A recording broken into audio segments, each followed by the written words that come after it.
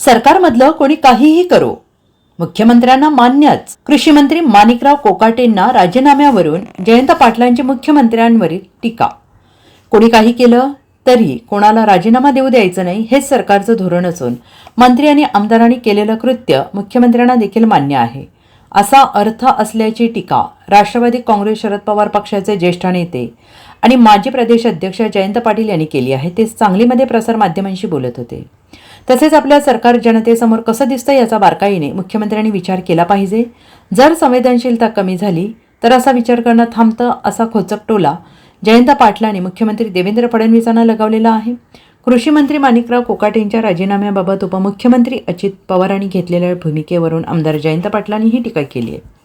महाविकास आघाडी damage होते यावर ते म्हणाले, माझं एक आहे, समोरून कोणी रजिस्टर येत नाही तोपर्यंत मी शांत असतो, ज्यावेळी येतो त्यावेळेस मी चार्ज होतो, असंही पाटील यांनी म्हटलेलं आहे. या सरकारचे धोरण असं आहे की कुणी काही केलं तरी त्याला राजीनामा देऊन द्यायचा नाही.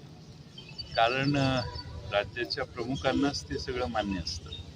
त्यामुळं कोणत्याही मंत्र्यांनी त्यांच्या सत्तारूढ पक्षाच्या आमदारांनी कोणतीही कृती केली तरी मुख्यमंत्री सहनशील आहेत किंवा त्यांना ते मान्य आहे. त्यामुळं या सर्व मंत्र्यांनी केलेल्या सगळ्या कृत्या देवेंद्र फडणवीसांना मान्य आहेत असाच त्याचा अर्थ काढा. मग अजित पवारांनी राजीनामा नाही घेतला, एकनाथ शिंदेनी घेतला नाही, हे सब झूट आहे. मुख्यमंत्री हा मालक असतो.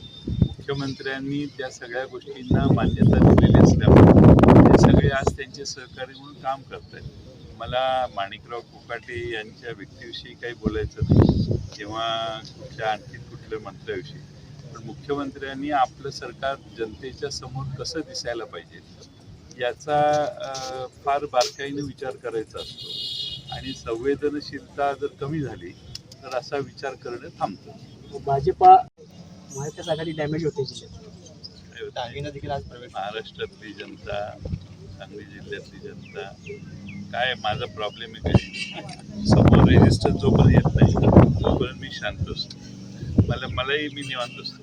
ज्यावेळी रेजिस्टर्स तयार होतो त्यावेळी माझ्यातला ओरिजिनल माणूस तयार होतो.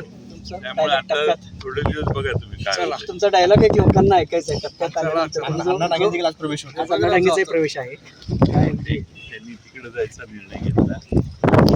Bureau report, SBN Marathi, Sangli.